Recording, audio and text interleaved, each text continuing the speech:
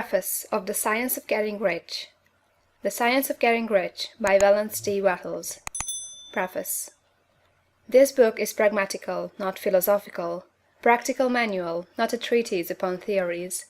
It is intended for the men and women whose most pressing need is for money, who wish to get rich first and philosophize afterward. It is for those who have, so far, found neither the time, the means, nor the opportunity to go deeply into the study of metaphysics, but who want results, and who are willing to take the conclusions of science as a basis for action, without going into all the processes by which those conclusions were reached. It is expected that the reader will take the fundamental statements upon faith, just as he would take statements concerning a law of electrical action if they were promulgated by a Marconi or an Edison; and, taking the statements upon faith, that he will prove their truth by acting upon them without fear or hesitation. Every man or woman who does this will certainly get rich, for the science herein applied is an exact science, and failure is impossible. For the benefit, however, of those who wish to investigate philosophical theories, and so secure a logical basis of faith, I will here cite certain authorities.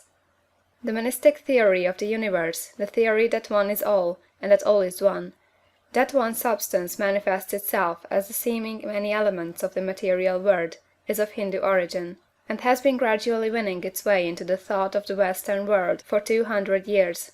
It is the foundation of all the Oriental philosophies, and of those of Descartes, Spinoza, Leibniz, Schopenhauer, Hegel, and Emerson. The reader who would dig the philosophical foundations of this is advised to read Hegel and Emerson for himself. In writing this book I have sacrificed all other considerations to plainness and simplicity of style, so that all might understand. The plan of action laid down herein was deduced from the conclusions of philosophy. It has been thoroughly tested, and bears the supreme test of practical experiment. It works. If you wish to know how the conclusions were arrived at, read the writings of the authors mentioned above; and if you wish to reap the fruits of their philosophies in actual practice, read this book, and do exactly as it tells you to do. The Author. End of the Preface. Chapter 1 of The Science of Getting Rich by Valence D. Wattles. Chapter 1. The Right to be Rich. Whatever may be said in praise of poverty, the fact remains that it is not possible to live a really complete or successful life unless one is rich. No man can rise to his greatest possible height in talent or soul development unless he has plenty of money, for to unfold the soul and to develop talent he must have many things to use, and he cannot have these things unless he has money to buy them with. A man develops in mind, soul, and body by making use of things, and society is so organized that man must have money in order to become the possessor of things. Therefore, the basis of all advancement for man must be the science of getting rich. The object of all life is development, and everything that lives has an inalienable right to all the development it is capable of attaining. Man's right to life means his right to have the free and unrestricted use of all the things which may be necessary to his fullest mental, spiritual, and physical unfoldment, or, in other words, his right to be rich. In this book, I shall not speak of riches in a figurative way. To be really rich does not mean to be satisfied or contented with a little. No man ought to be satisfied with a little if he is capable of using and enjoying more. The purpose of nature is the advancement and unfoldment of life, and every man should have all that can contribute to the power, elegance, beauty, and richness of life. To be content with less is sinful. The man who owns all he wants for the living of all the life he is capable of living is rich, and no man who has not plenty of money can have all he wants. Life has advanced so far, and become so complex, that even the most ordinary man or woman requires a great amount of wealth in order to live in a manner that even approaches completeness. Every person naturally wants to become all that they are capable of becoming. This desire to realize innate possibilities is inherent in human nature. We cannot help wanting to be all that we can be. Success in life is becoming what you want to be. You can become what you want to be only by making use of things, and you can have the free use of things only as you become rich enough to buy them. To understand the science of getting rich is therefore the most essential of all knowledge. There is nothing wrong in wanting to get rich. The desire for riches is really the desire for a richer, fuller, and more abundant life, and that desire is praiseworthy. The man who does not desire to live more abundantly is abnormal, and so the man who does not desire to have money enough to buy all he wants is abnormal. There are three motives for which we live. We live for the body, we live for the mind, we live for the soul. No one of these is better or holier than the other. All are alike desirable, and no one of the three, body, mind, or soul, can live fully if either of the others is cut short of full life and expression. It is not right or noble to live only for the soul and deny mind or body, and it is wrong to live for the intellect and deny body or soul. We are all acquainted with the loathsome consequences of living for the body and denying both mind and soul, and we can see that real life means the complete expression of all that man can give forth through body, mind, and soul. Whatever he can say, no man can be really happy or satisfied unless his body is living fully in every function, and unless the same is true for his mind and his soul. Wherever there is unexpressed possibility, or function not performed, there is unsatisfied desire. Desire is possibility seeking expression, or function seeking performance. Man cannot live fully in body without good food, comfortable clothing, and warm shelter, and without freedom from excessive toil. Rest and recreation are also necessary for his physical life. He cannot live fully in mind without books and time to study them, without opportunity to travel and observation, or without intellectual companionship. To live fully in mind he must have intellectual recreations, and must surround himself with all the objects of art and beauty he is capable of using and appreciating. To live fully in soul, man must have love, and love is denied expression by poverty. A man's highest happiness is found in the bestowal of benefits on those he loves. Love finds its most natural and spontaneous expression in giving. The man who has nothing to give cannot fill his place as a husband or father, as a citizen, or as a man. It is in the use of material things that a man finds full life for his body, develops his mind, and unfolds his soul. It is therefore for supreme importance to him that he should be rich. It is perfectly right that you should desire to be rich. If you are a normal man or woman, you cannot help doing so. It is perfectly right that you should give your best attention to the science of getting rich, for it is the noblest and most necessary of all studies. If you neglect this study, you are derelict in your duty to yourself, to God and humanity, for you can render to God and humanity no greater service than to make the most of yourself. End of Chapter 1. Chapter 2 of the Science of Getting Rich, by Wallace D. Wattles. Chapter 2. There is a Science of Getting Rich. There is a science of getting rich, and it is an exact science, like algebra or arithmetic. There are certain laws which govern the process of acquiring riches. Once these laws are learned and obeyed by any man, he will get rich with mathematical certainty. The ownership of money and property comes as a result of doing things in a certain way. Those who do things in this certain way, whether on purpose or accidentally, get rich, while those who do not do things in this certain way, no matter how hard they work, or how able they are, remain poor.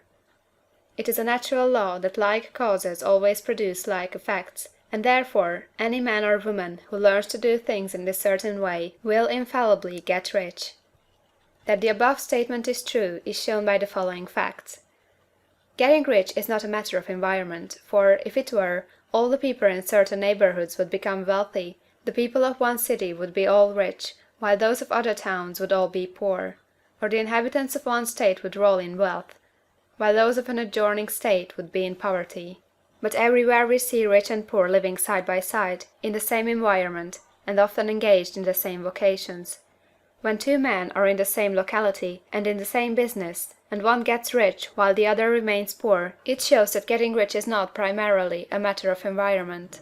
Some environments may be more favorable than others, but when two men in the same business are in the same neighborhood, and one gets rich while the other fails, it indicates that getting rich is a result of doing things in a certain way. And further, the ability to do things in this certain way is not due solely to the possession of talent, for many people who have great talent remain poor, while others who have very little talent get rich. Studying the people who have got rich, we find that they are an average lot in all respects, having no greater talents or abilities than other men. It is evident that they do not get rich because they possess talents or abilities that other men have not, but because they happen to do things in a certain way. Getting rich is not the result of saving or thrift. Many very penurious people are poor, while free spenders often get rich. Nor is getting rich due to doing things which others fail to do, for two men in the same business often do almost exactly the same things, and one gets rich while the other remains poor or becomes bankrupt. From all these things, we must come to the conclusion that getting rich is the result of doing things in a certain way. If getting rich is the result of doing things in a certain way, and if like causes always produce like effects, then any man or woman who can do things in that way can become rich, and the whole matter is brought within the domain of exact science. The question arises here, whether this certain way may not be so difficult that only a few may follow it. This cannot be true, as we have seen, so far as natural ability is concerned. Talented people get rich, and blockheads get rich. Intellectually brilliant people get rich, and very stupid people get rich. Physically strong people get rich, and weak and sickly people get rich. Some degree of ability to think and understand is, of course, essential. But in so far natural ability is concerned, any man or woman who has sense enough to read and understand these words can certainly get rich. Also, we have seen that it is not a matter of environment. Location counts for something. One would not go to the heart of the Sahara and expect to do successful business. Getting rich involves the necessity of dealing with men, and of being where there are people to deal with. And if these people are inclined to deal in the way you want to deal, so much the better. But that is about as far as environment goes. If anybody else in your town can get rich, so can you. And if anybody else in your state can get rich, so can you. Again, it is not a matter of choosing some particular business or profession. People get rich in every business and in every profession, while their next-door neighbors on the same vocation remain in poverty. It is true that you will do best in a business which you like, and which is congenial to you. And if you have certain talents which are well developed, you will do best in a business which calls for the exercise of those talents.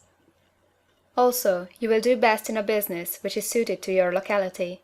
An ice cream parlor would do better in a warm climate than in Greenland, and a salmon fishery would succeed better in the Northwest than in Florida, where there are no salmon.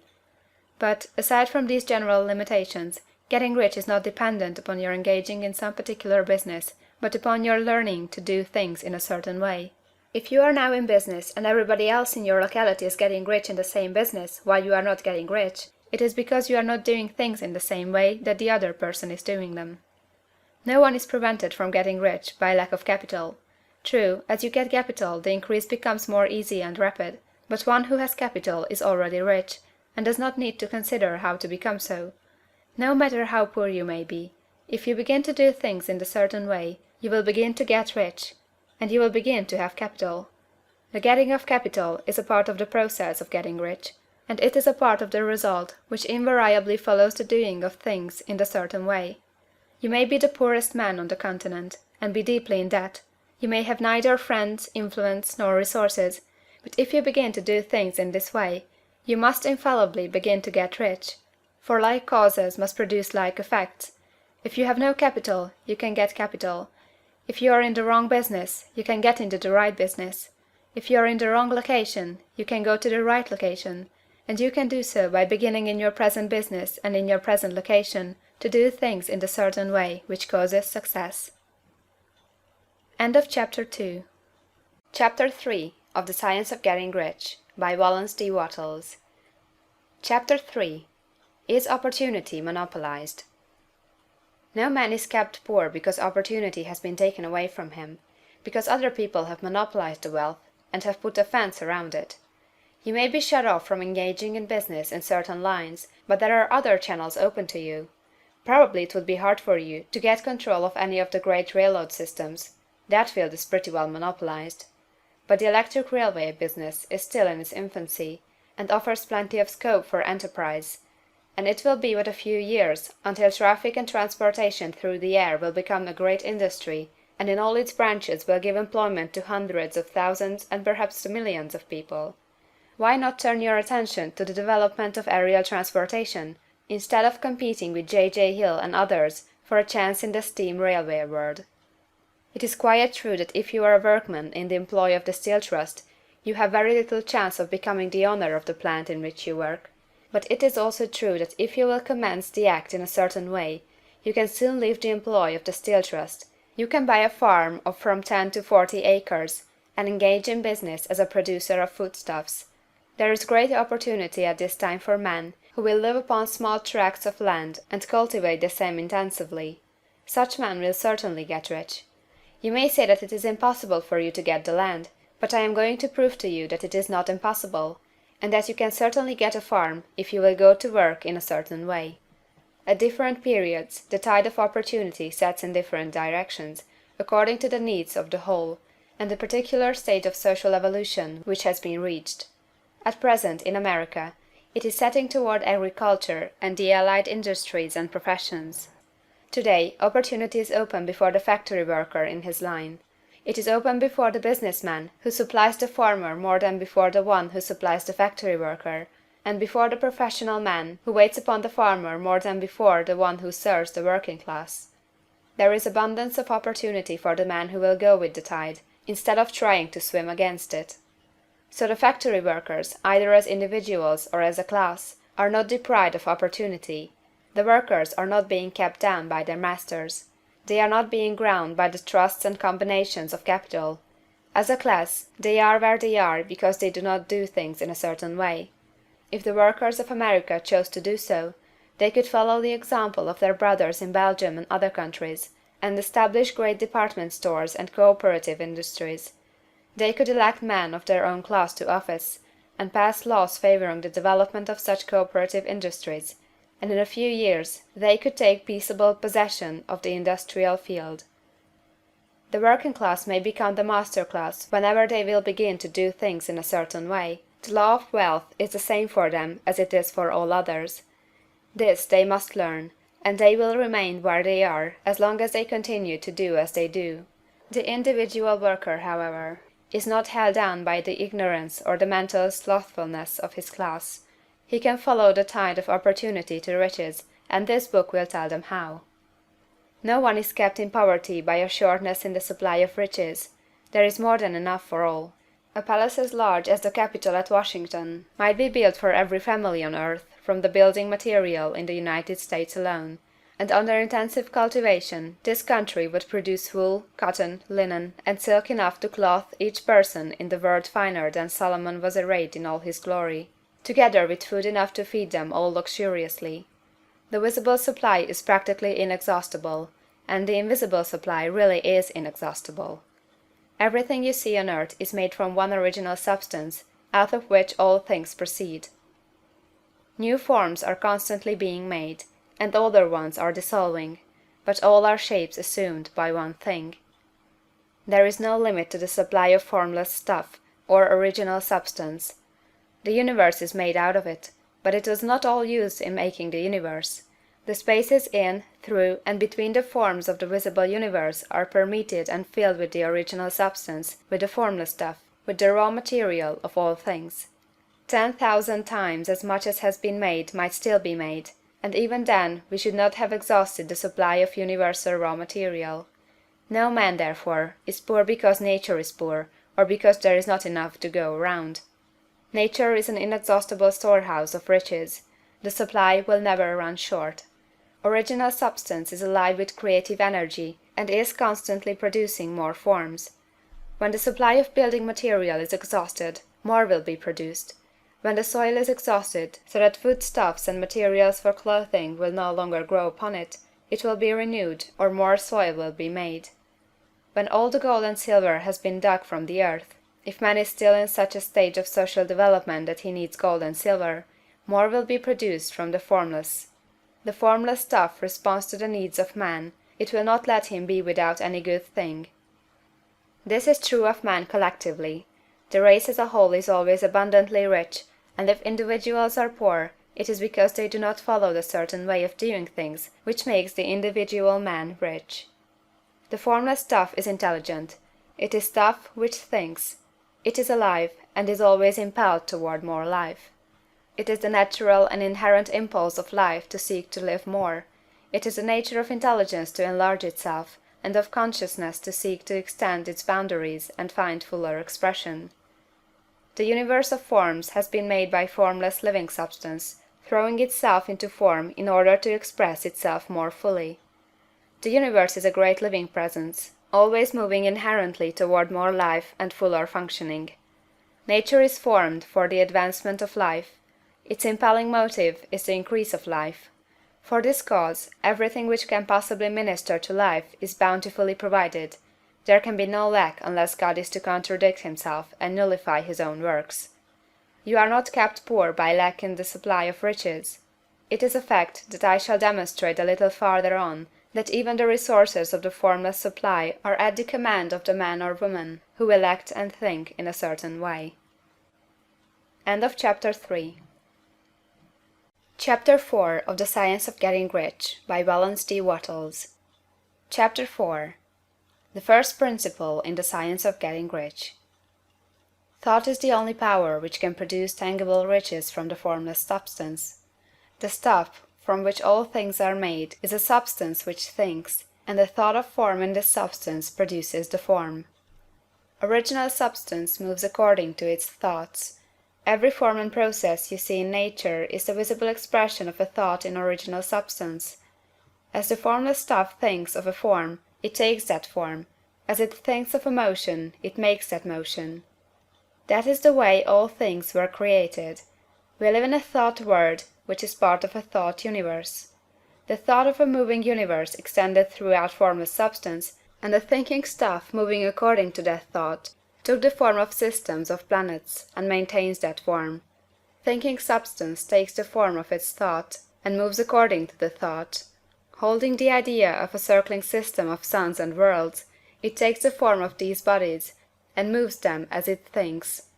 Thinking the form of a slow-growing oak tree, it moves accordingly, and produces the tree, though centuries may be required to do the work.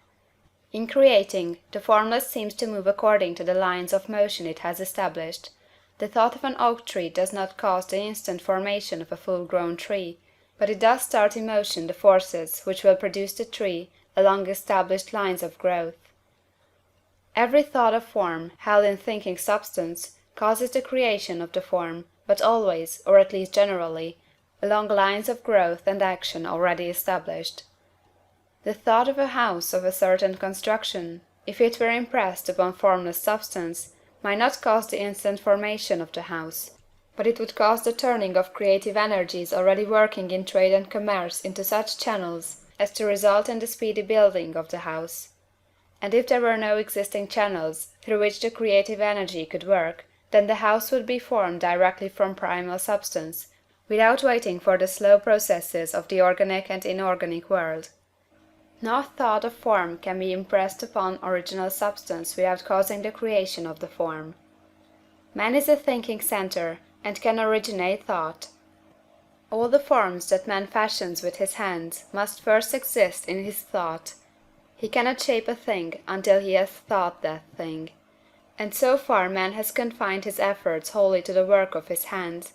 He has applied manual labour to the world of forms, seeking to change or modify those already existing. He has never thought of trying to cause the creation of new forms by impressing his thoughts upon formless substance. When man has a thought form, he takes material from the forms of nature, and makes an image of the form which is in his mind. He has so far made little or no effort to cooperate with formless intelligence, to work with the Father. He has not dreamed that he can do what he seeth the Father doing. Man reshapes and modifies existing forms by manual labor. He has given no attention to the question whether he may not produce things from formless substance by communicating his thoughts to it. We propose to prove that he may do so, to prove that any man or woman may do so, and to show how. As our first step, we must lay down three fundamental propositions. First, we assert that there is one original formless stuff, or substance, from which all things are made. All the seemingly many elements are but different presentations of one element. All the many forms found in organic and inorganic nature are but different shapes, made from the same stuff. And this stuff is thinking stuff. A thought held in it produces the form of the thought. Thought, in thinking substance, produces shapes. Man is a thinking centre, capable of original thought. If man can communicate his thought to original thinking substance, he can cause the creation or formation of the thing he thinks about.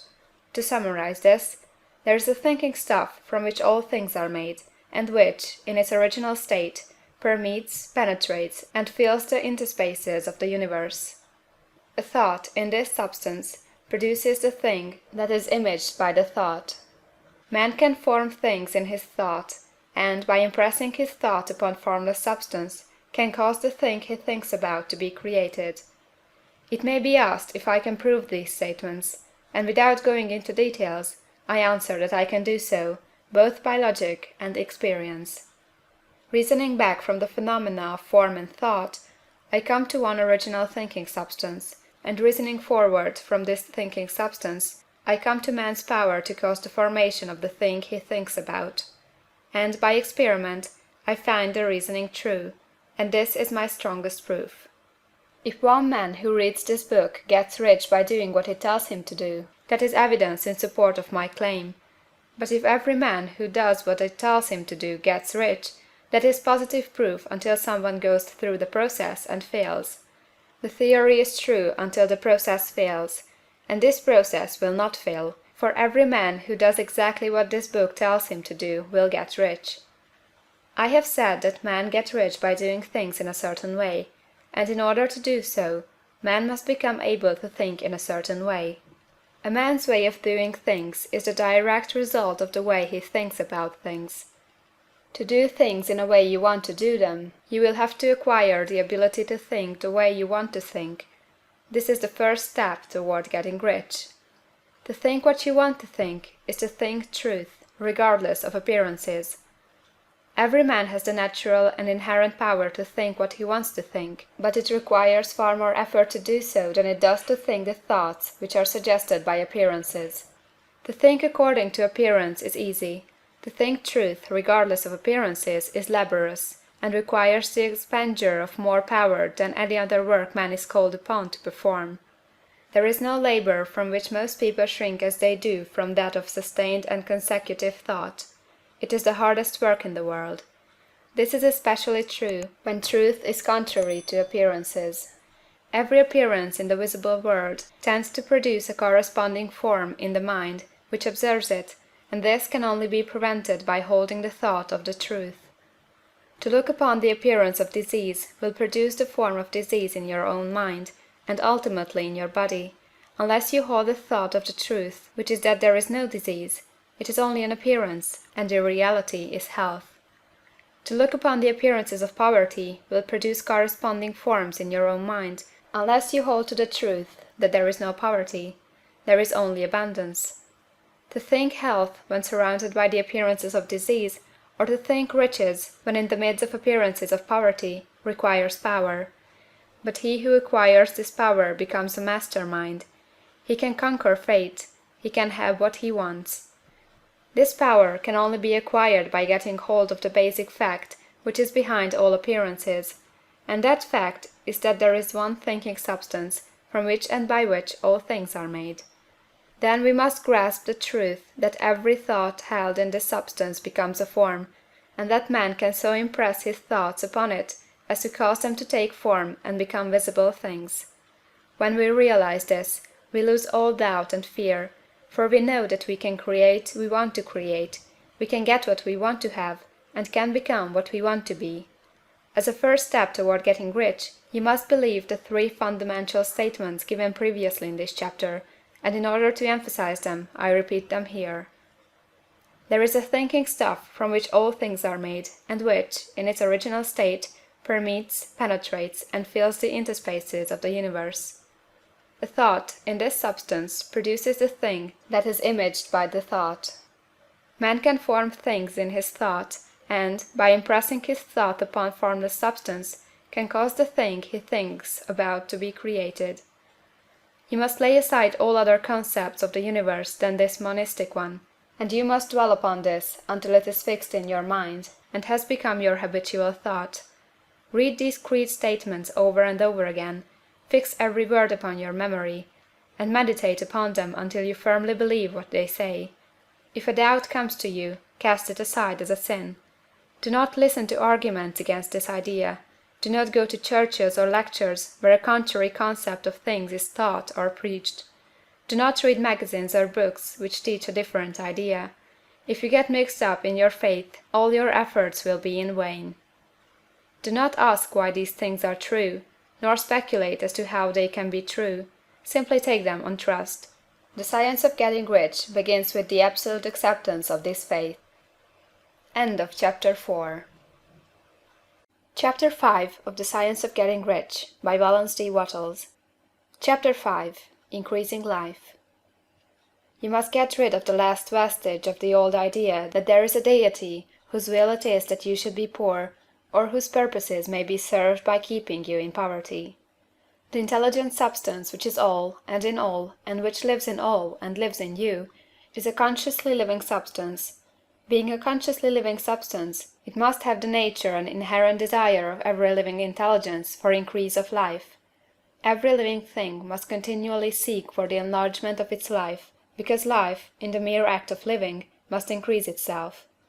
A seed, dropped into the ground, springs into activity, and in the act of living produces 100 more seeds. Life, by living, multiplies itself. It is forever becoming more. It must do so if it continues to be at all. Intelligence is under the same necessity for continuous increase. Every thought we think makes it necessary for us to think another thought. Consciousness is continually expanding. Every fact we learn leads us to the learning of another fact. Knowledge is continually increasing. Every talent we cultivate brings to the mind the desire to cultivate another talent. We are subject to the urge of life, seeking expression, which ever drives us on to know more, to do more, and to be more.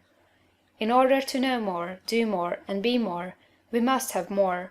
We must have things to use, for we learn, and do, and become, only by using things. We must get rich, so that we can live more. The desire for riches is simply the capacity for larger life seeking fulfillment. Every desire is the effort of an unexpressed possibility to come into action. It is power seeking to manifest which causes desire. That which makes you want more money is the same as that which makes the plant grow. It is life, seeking fuller expression. The one living substance must be subject to this inherent law of all life. It is permeated with the desire to live more. That is why it is under the necessity of creating things. The one substance desires to live more in you, hence it wants you to have all the things you can use. It is the desire of God that you should get rich. He wants you to get rich, because he can express himself better through you if you have plenty of things to use in giving him expression. He can live more in you if you have unlimited command of the means of life. The universe desires you to have everything you want to have. Nature is friendly to your plans. Everything is naturally for you. Make up your mind that this is true. It is essential, however, that your purpose should harmonize with the purpose that is in all.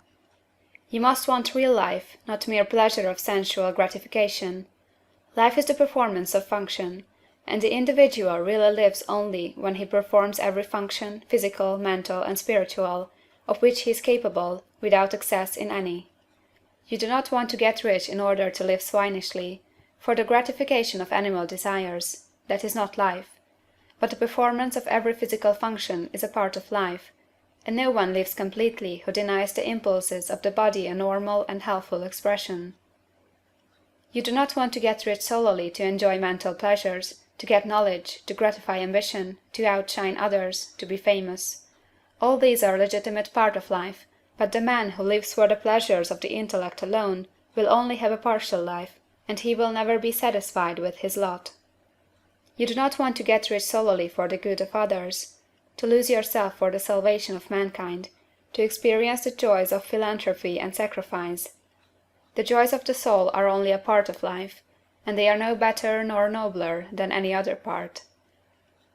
You want to get rich in order that you may eat, drink, and be merry when it is time to do these things, in order that you may surround yourself with beautiful things, see distant lands, feed your mind, and develop your intellect, in order that you may love man and do kind things, and be able to play a good part in helping the world to find truth. But remember that extreme altruism is no better nor nobler than extreme selfishness. Both are mistakes.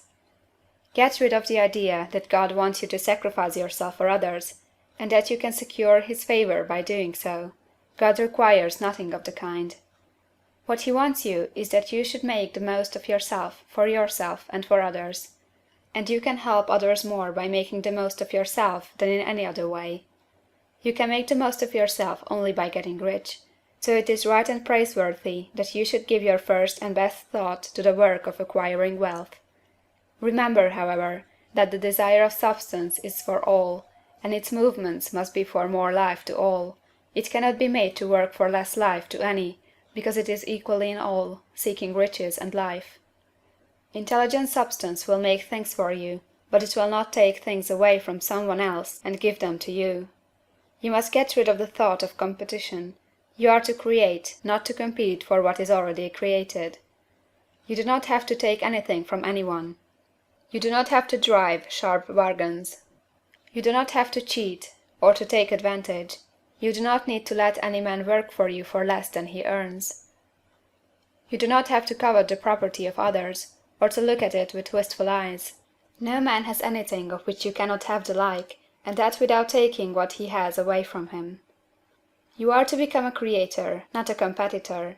You are going to get what you want, but in such a way that when you get it every other man will have more than he has now. I am aware that there are men who get a vast amount of money by proceeding in direct opposition to the statements in the paragraph above, and may add a word of explanation here. Men of the plutocratic type, who become very rich, do so sometimes purely by their extraordinary ability on the plane of competition, and sometimes they unconsciously relate themselves to substance in its great purposes and movements for the general racial upbuilding through industrial evolution.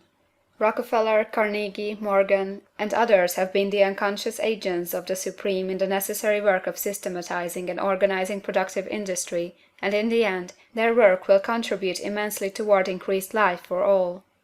Their day is nearly over. They have organized production, and will soon be succeeded by the agents of the multitude, who will organize the machinery of distribution. The multimillionaires are like the monster reptiles of the prehistoric eras. They play a necessary part in the evolutionary process, but the same power which produced them will dispose of them. And it is well to bear in mind that they have never been really rich. A record of the private lives of most of this class will show that they have really been the most abject and wretched of the poor. Riches secured on the competitive plane are never satisfactory and permanent. They are yours today and another's tomorrow. Remember, if you are to become rich in a scientific and certain way, you must rise entirely out of the competitive thought. You must never think for a moment that the supply is limited. Just as soon as you begin to think that all the money is being cornered and controlled by bankers and others, and that you must exert yourself to get laws passed to stop this process and so on, in that moment you drop into the competitive mind, and your power to cause creation is gone for the time being, and what is worse, you will probably arrest the creative movements you have already instituted. Know that there are countless millions of dollars worth of gold in the mountains of the earth, not yet brought to light, and know that if there were not, more would be created from thinking substance to supply your needs. Know that the money you need will come, even if it is necessary for 1,000 men to be led to the discovery of new gold mines tomorrow. Never look at the visible supply, look always at the limitless riches in formless substance, and know that they are coming to you as fast as you can receive and use them. Nobody, by cornering the visible supply, can prevent you from getting what is yours. So never allow yourself to think for an instant that all the best building spots will be taken before you get ready to build your house, unless you hurry. Never worry about the trusts and combines, and get anxious for fear they will soon come to own the whole earth. Never get afraid that you will lose what you want because some other person beats you to it. That cannot possibly happen. You are not seeking anything that is possessed by anybody else. You are causing what you want to be created from formless substance, and the supply is without limits. Stick to the formulated statement. There is a thinking stuff from which all things are made, and which, in its original state, permeates, penetrates, and fills the interspaces of the universe. A thought, in this substance, produces the thing that is imaged by the thought. Man can form things in his thought, and, by impressing his thought upon formless substance, can cause the thing he thinks about to be created. End of Chapter 5. Chapter 6 of The Science of Getting Rich, by Valence D. Wattles. Chapter 6. How Riches Come to You. When I say that you do not have to drive sharp bargains, I do not mean that you do not have to drive any bargains at all, or that you are above the necessity for having any dealings with your fellow men. I mean that you will not need to deal with them unfairly. You do not have to get something for nothing, but can give to every man more than you take from him. You cannot give every man more in cash market value than you take from him, but you can give him more in use value than the cash value of the thing you take from him. The paper, ink, and other material in this book may not be worth the money you pay for it, but if the ideas suggested in it bring you thousands of dollars, you have not been wronged by those who sold it to you. They have given you a great use value for a small cash value. Let us suppose that I own a picture by one of the greatest artists, which, in any civilized community, is worth thousands of dollars. I take it to Baffin Bay, and by salesmanship induce an Eskimo to give a bundle of furs worth $500 for it. I have really wronged him, for he has no use for the picture. It has no use value to him. It will not add to his life. But suppose I give him a gun worth $50 for his furs. Then he has made a good bargain. He has use for the gun. It will get him many more furs and much food. It will add to his life in every day. It will make him rich. When you rise from the competitive to the creative plane, you can scan your business transactions very strictly, and if you are selling any man anything which does not add more to his life than the thing he gives you in exchange, you can afford to stop it. You do not have to beat anybody in business, and if you are in a business which does beat people, get out of it at once. Give every man more in use value than you take from him in cash value. Then you are adding to the life of the world by every business transaction. If you have people working for you, you must take from them more cash value than you pay them in wages. But you can so organize your business that it will be filled with the principle of advancement, and so that each employee who wishes to do so may advance a little every day. You can make your business do for your employees what this book is doing for you. You can so conduct your business that it will be a sort of ladder, by which every employee who will take the trouble may climb to riches himself, and given the opportunity, if he will not do so, it is not your fault. And finally, because you are to cause the creation of your riches from formless substance which permeates all your environment, it does not follow that they are to take shape from the atmosphere and come into being before your eyes. If you want a sewing machine, for instance, I do not mean to tell you that you are to impress the thought of a sewing machine on thinking substance until the machine is formed without hands, in the room where you sit or elsewhere. But if you want a sewing machine, hold the mental image of it with the most positive certainty that it is being made, or is on its way to you. After once forming the thought, have the most absolute and unquestioning faith that a sewing machine is coming. Never think of it or speak of it in any other way than as being sure to arrive. Claim it as already yours. It will be brought to you by the power of the Supreme Intelligence acting upon the minds of men.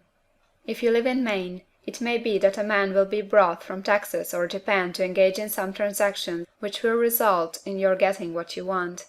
If so, the whole matter will be as much to that man's advantage as it is to yours.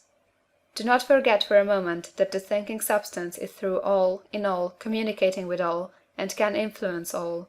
The desire of thinking substance for fuller life and better living has caused the creation of all the sewing machines already made, and it can cause the creation of millions more, and will, whenever men set it in motion by desire and faith, and by acting in a certain way.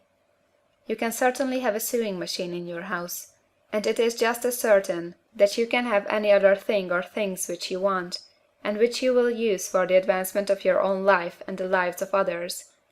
You need not hesitate about asking largely. It is your Father's pleasure to give you the kingdom, said Jesus. Original substance wants to live all that is possible in you, and wants you to have all that you can or will use for the living of the most abundant life. If you fix upon your consciousness the fact that the desire you feel for the possession of riches is one with the desire of omnipotence for more complete expression, your faith becomes invincible. Once I saw a little boy sitting at a piano and vainly trying to bring harmony out of the keys. and I saw that he was grieved and provoked by his inability to play real music. I asked him the cause of this vexation, and he answered, "I can feel the music in me, but I can't make my hands go right." The music in him was the urge of original substance, containing all the possibilities of all life. All that there is of music was seeking expression through the child. God, the one substance, is trying to live and do and enjoy things through humanity. He is saying, "I want hands to build wonderful structures, to play divine harmonies, to paint glorious pictures. I want feet to run my errands, eyes to see my beauties, tongues to tell mighty truths, and to sing marvelous songs," and so on. All that there is of possibility is seeking expression through man. God wants those who can play music to have pianos and every other instrument, and to have the means to cultivate their talents to the fullest extent.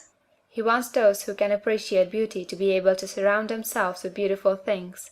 He wants those who can discern the truth to have every opportunity to travel and observe. He wants those who can appreciate dress to be beautifully clothed, and those who can appreciate good food to be luxuriously fed. He wants all these things, because it is himself that enjoys and appreciates them. It is God who wants to play, and sing, and enjoy beauty, and proclaim truth, and wear fine clothes, and eat good foods. "It is God that worketh in you to will and to do," said Paul. The desire you feel for riches is the infinite seeking to express himself in you, as he sought to find expression in the little boy at the piano. So you need not hesitate to ask largely. Your part is to focalize and express the desire to God. This is a difficult point with most people. They retain something of the old idea that poverty and self-sacrifice are pleasing to God.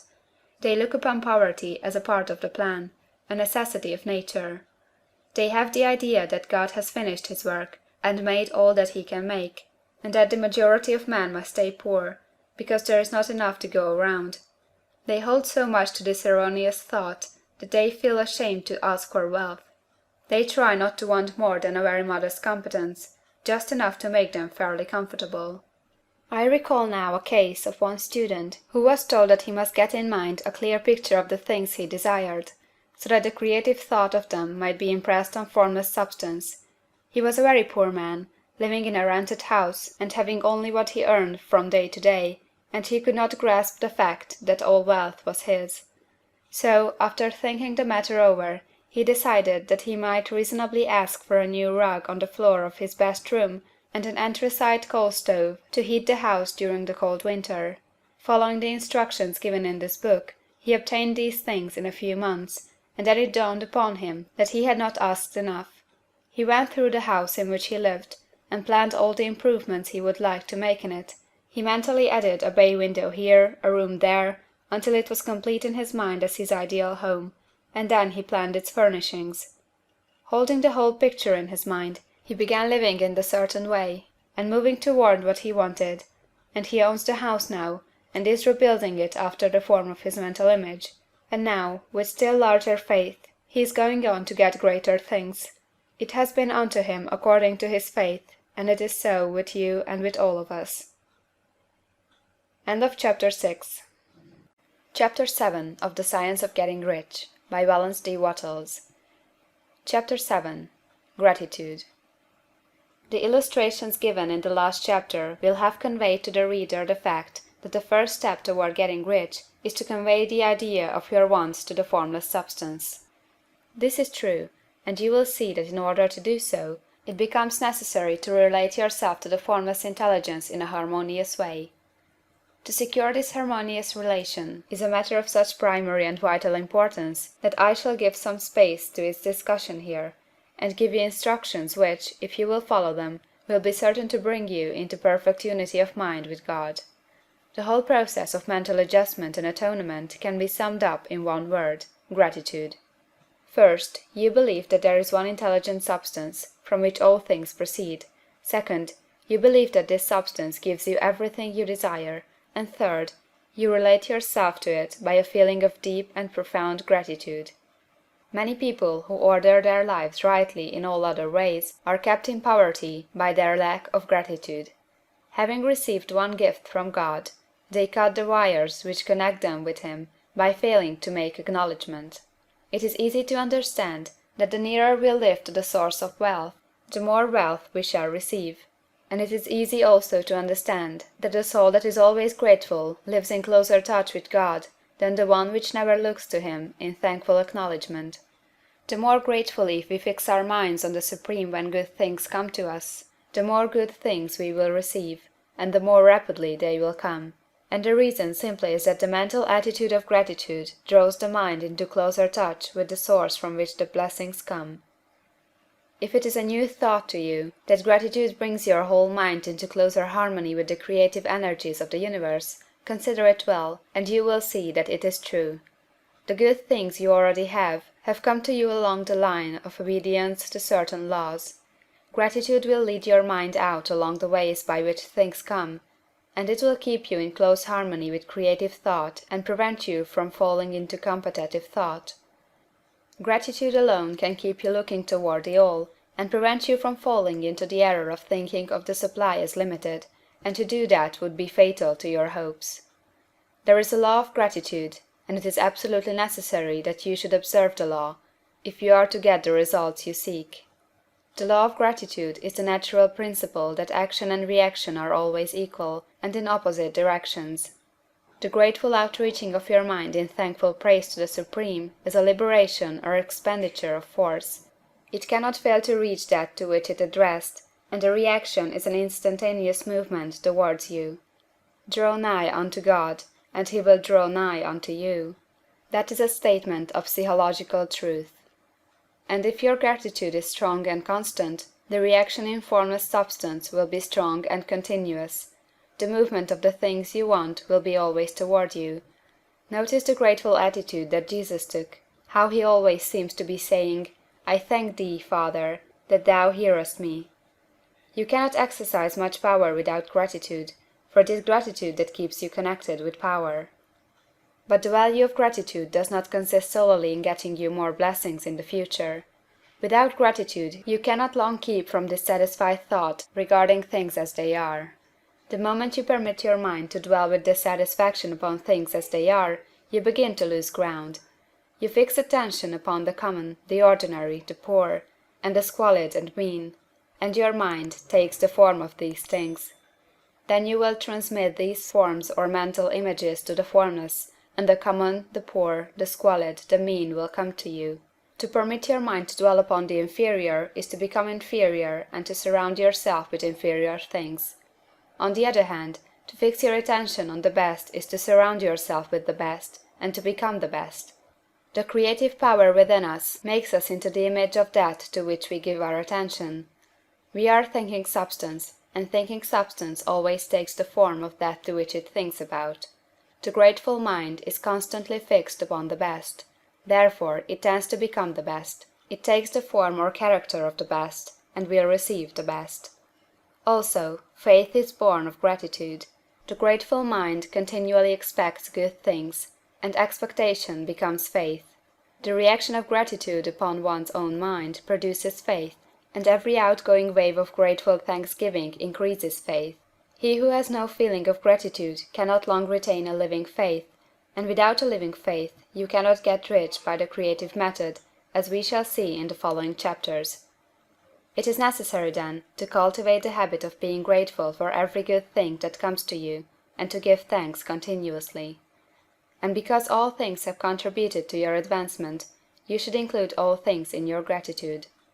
Do not waste time thinking or talking about the shortcomings or wrong actions of plutocrats or trust magnates. Their organization of the world has made your opportunity. All you get really comes to you because of them. Do not rage against corrupt politicians. If it were not for politicians, we should fall into anarchy, and your opportunity would be greatly lessened. God has worked a long time and very patiently to bring us up to where we are in industry and government, and he is going right on with his work. There is not the least doubt that he will do away the plutocrats, trust magnates, captains of industry, and politicians as soon as they can be spared. But in the meantime, behold, they are all very good. Remember that they are all helping to arrange the lines of transmission along which your riches will come to you, and be grateful to them all. This will bring you into harmonious relations with the good in everything, and the good in everything will move toward you. End of Chapter 7. Chapter 8 of The Science of Getting Rich, by Valence D. Wattles. Chapter 8. Thinking in the Certain Way. Turn back to Chapter 6 and read again the story of the man who formed the mental image of his house, and you will get a fair idea of the initial step toward getting rich. You must form a clear and definite mental picture of what you want. You cannot transmit an idea unless you have it yourself. You must have it before you can give it. And many people fail to impress thinking substance because they have themselves only a vague and misty concept of the things they want to do, to have, or to become. It is not enough that you should have a general desire for wealth, to do good with. Everybody has that desire. It is not enough that you should have a wish to travel, see things, live more, etc. Everybody has those desires also. If you are going to send a wireless message to a friend, you would not send the letters of the alphabet in their order, and let him construct the message for himself, nor would you take words at random from the dictionary. You would send a coherent sentence, one which meant something.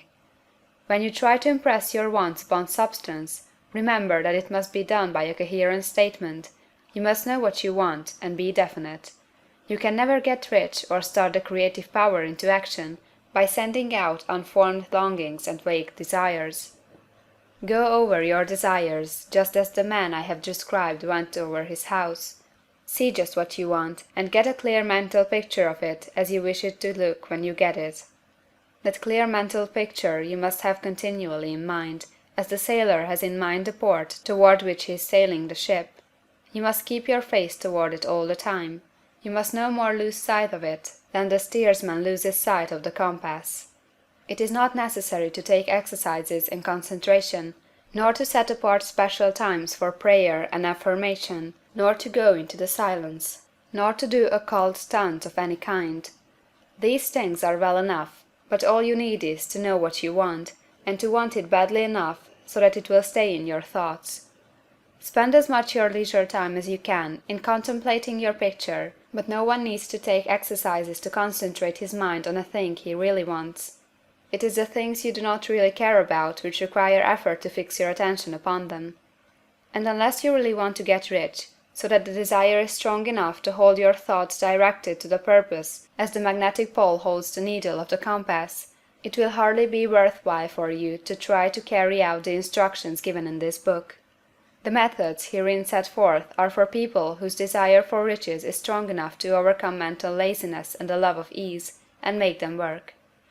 The more clear and definite you make your picture then, and the more you dwell upon it, bringing out all its delightful details, the stronger your desire will be, and the stronger your desire, the easier it will be to hold your mind fixed upon the picture of what you want. Something more is necessary, however, than merely to see the picture clearly. If that is all you do, you are only a dreamer, and will have little or no power for accomplishment. Behind your clear vision must be the purpose to realize it, to bring it out in tangible expression. And behind this purpose must be an invincible and unwavering faith that the thing is already yours, that it is at hand, and you have only to take possession of it. Live in the new house mentally until it takes form around you physically. In the mental realm, enter at once into full enjoyment of the things you want. Whatsoever things ye ask for when ye pray, believe that ye receive them, and ye shall have them, said Jesus. See the things you want as if they were actually around you all the time. See yourself as owning and using them. Make use of them in imagination just as you will use them when they are your tangible possessions. Dwell upon your mental picture until it is clear and distinct, and then take the mental attitude of ownership toward everything in that picture. Take possession of it, in mind, in the full faith that it is actually yours. Hold to this mental ownership. Do not waver for an instant in the faith that it is real. And remember what was said in the preceding chapter about gratitude. Be as thankful for it all the time as you expect it to be when it has taken form. The man who can sincerely thank God for the things which as yet he owns only in imagination has real faith. He will get rich. He will cause the creation of whatsoever he wants. You do not need to pray repeatedly for things you want. It is not necessary to tell God about it every day. Use not vain repetitions as the heathen do, said Jesus to his pupils. For your Father knoweth that ye have need of these things before ye ask him. Your part is to intelligently formulate your desire for the things which make for a larger life, and to get these desires arranged into a coherent whole, and then to impress this whole desire upon the formless substance, which has the power and the will to bring you what you want. You do not make this impression by repeating strings of words, you make it by holding the vision with unshakable purpose to attain it, and with steadfast faith that you do attain it.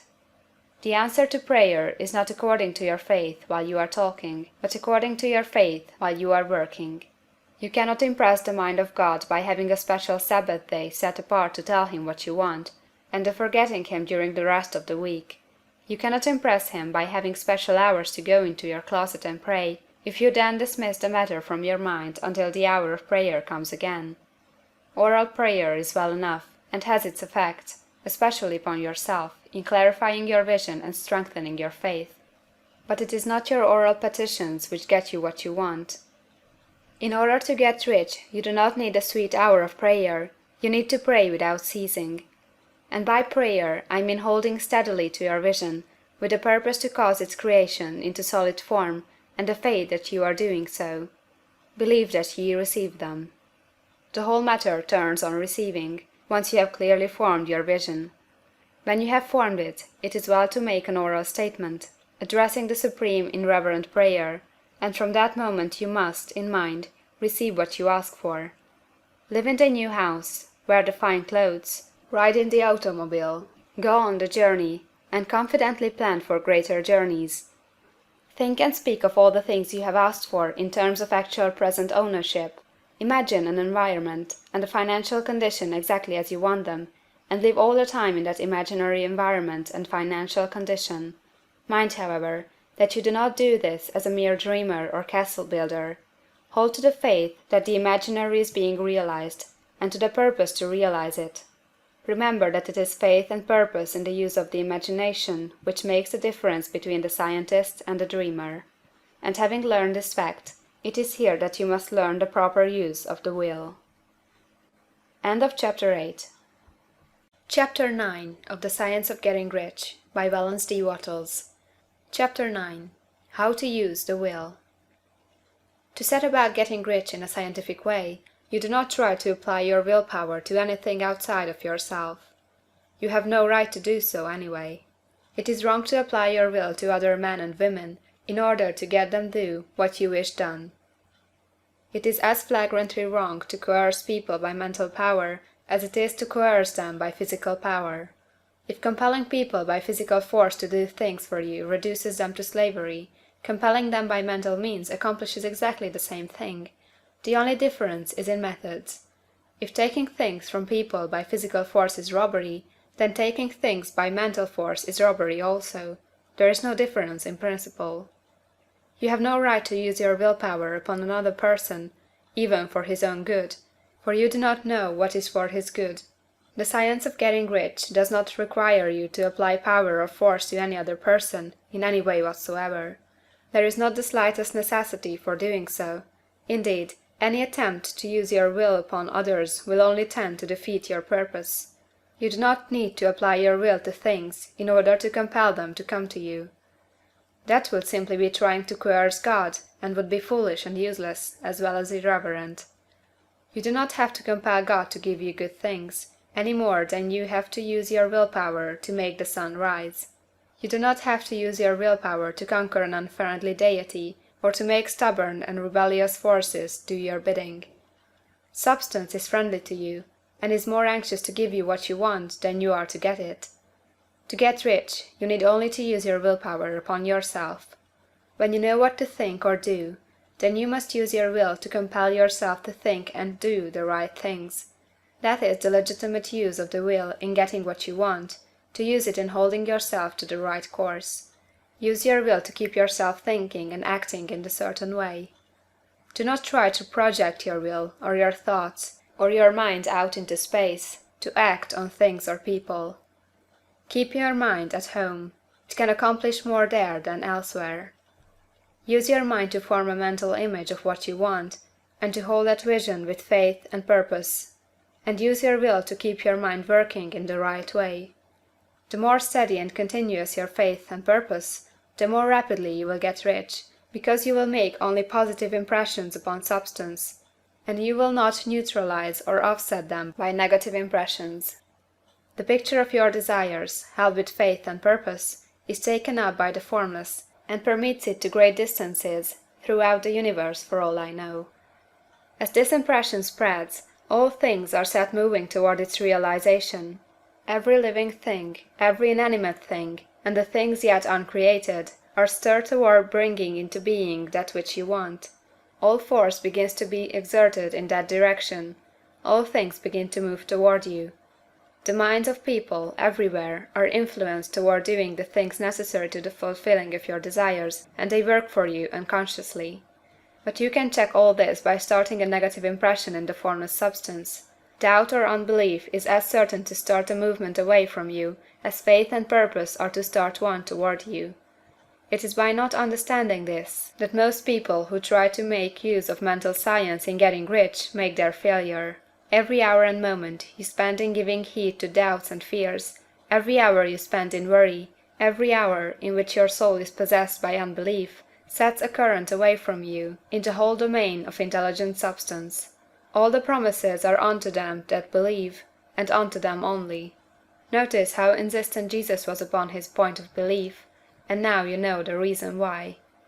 Since belief is all important, it behooves you to guard your thoughts, and as your beliefs will be shaped in a very great extent by the things you observe and think about, it is important that you should command your attention. And here the will comes into use, for it is by your will that you determine upon what things your attention shall be fixed. If you want to become rich, you must not make a study of poverty. Things are not brought into being by thinking about their opposites. Health is never to be attained by studying disease and thinking about disease. Righteousness is not to be promoted by studying sin and thinking about sin, and no one ever got rich by studying poverty and thinking about poverty. Medicine as a science of disease has increased disease, religion as science of sin has promoted sin, and economics as a study of poverty will fill the world with wretchedness and want. Do not talk about poverty, do not investigate it or concern yourself with it. Never mind what its causes are. You have nothing to do with them. What concerns you is the cure. Do not spend your time in charitable work or charity movements. All charity only tends to perpetuate the wretchedness it aims to eradicate. I do not say that you should be hard-hearted or unkind, and refuse to hear the cry of need. But you must not try to eradicate poverty in any of the conventional ways. Put poverty behind you, and put all that pertains to it behind you and make good.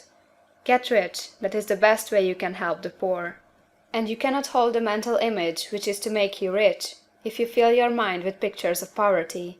Do not read books or papers which give you circumstantial accounts of the wretchedness of the tenement dwellers, of the horrors of child labor, and so on. Do not read anything which fills your mind with gloomy images of want and suffering. You cannot help the poor in the least by knowing about these things, and the widespread knowledge of them does not tend to all to do away with poverty. What tends to do away with poverty is not the getting of pictures of poverty into your mind, but getting pictures of wealth into the minds of the poor. You are not deserting the poor in their misery when you refuse to allow your mind to be filled with pictures of that misery. Poverty can be done away with, not by increasing the number of well-to-do people to think about poverty, but by increasing the number of poor people who purpose with faith to get rich. The poor do not need charity, they need inspiration. Charity only sends them a loaf of bread to keep them alive in their wretchedness, or gives them an entertainment to make them forget for an hour or two, but inspiration will cause them to rise out of their misery. If you want to help the poor, demonstrate to them that they can become rich. Prove it by getting rich yourself. The only way in which poverty will ever be banished from this world is by getting a large and constantly increasing number of people to practice the teaching of this book. People must be taught to become rich by creation, not by competition. Every man who becomes rich by competition throws down behind him the ladder by which he rises, and keeps others down. But every man who gets rich by creation opens a way for thousands to follow him, and inspires them to do so. You are not showing hardness of heart or an unfeeling disposition when you refuse to pity poverty, see poverty, read about poverty, or think and talk about it, or to listen to those who do talk about it. Use your willpower to keep your mind off the subject of poverty, and to keep it fixed with faith and purpose on the vision of what you want. End of Chapter 9. Chapter 10 of The Science of Getting Rich, by Valence D. Wattles. Chapter 10. Further Use of the Will. You cannot retain a true and clear vision of wealth if you are constantly turning your attention to opposing pictures, whether they be external or imaginary. Do not tell of your past troubles of a financial nature, if you have had them. Do not think of them at all. Do not tell of the poverty of your parents, or the hardships of your early life. To do any of these things is to mentally class yourself with the poor for the time being, and it will certainly check the movement of things in your direction. Let the dead bury their dead, as Jesus said. Put poverty and all things that pertain to poverty completely behind you. You have accepted a certain theory of the universe as being correct, and are resting all your hopes of happiness on its being correct. And what can you gain by giving heed to conflicting theories? Do not read religious books which tell you that the world is soon coming to an end. And do not read the writing of muckrakers and pessimistic philosophers who tell you that it is going to the devil. The world is not going to the devil, it is going to God. It is wonderful becoming. True, there may be a good many things in existing conditions which are disagreeable, but what is the use of studying them when they are certainly passing away, and when the study of them only tends to check their passing and keep them with us? Why give time and attention to things which are being removed by evolutionary growth, when you can hasten their removal only by promoting the evolutionary growth as far as your part of it goes? No matter how horrible in seeming may be the conditions in certain countries, sections, or places, you waste your time and destroy your own chances by considering them. You should interest yourself in the world's becoming rich. Think of the riches the world is coming into, instead of the poverty it is growing out of. And bear in mind that the only way in which you can assist the world in growing rich is by growing rich yourself through the creative method, not the competitive one. Give your attention wholly to the riches. Ignore poverty. Whenever you think or speak of those who are poor, think and speak of them as those who are becoming rich, as those who are to be congratulated rather than pitied. Then they and others will catch the inspiration and begin to search for the way out.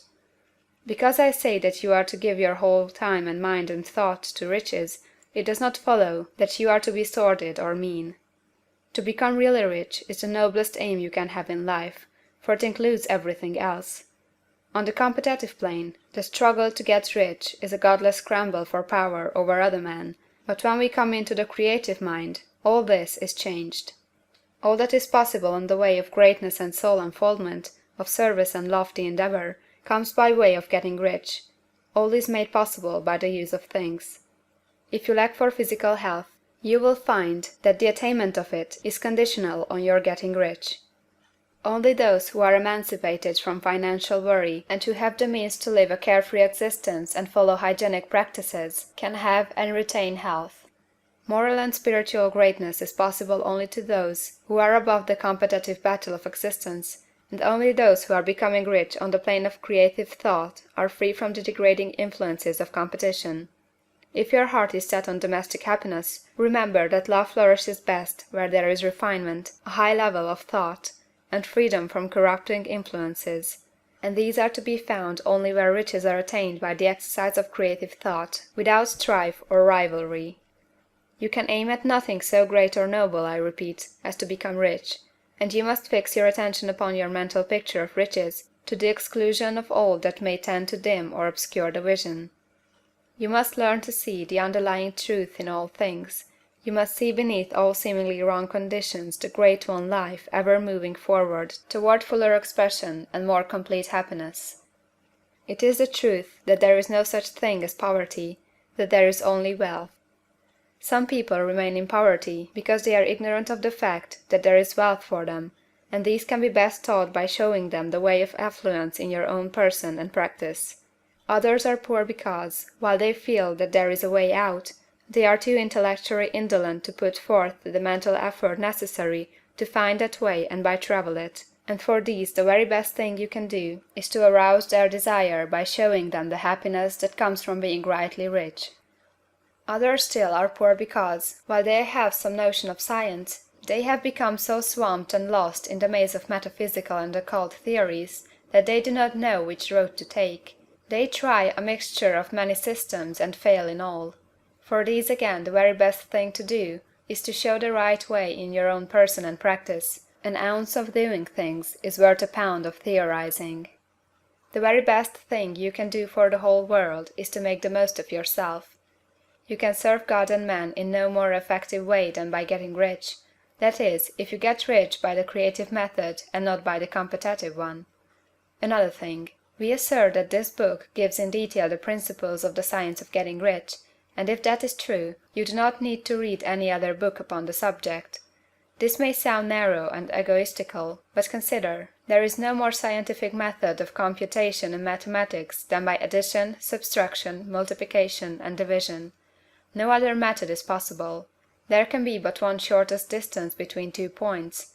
There is only one way to think scientifically, and that is to think in the way that leads to the most direct and simple route to the goal. No man has yet formulated a briefer or less complex system than the one set forth herein. It has been stripped of all non-essentials. When you commence on this, lay all others aside. Put them out of your mind altogether. Read this book every day, keep it with you, commit it to memory, and do not think about other systems and theories. If you do, you will begin to have doubts, and to be uncertain and wavering in your thought, and then you will begin to make failures.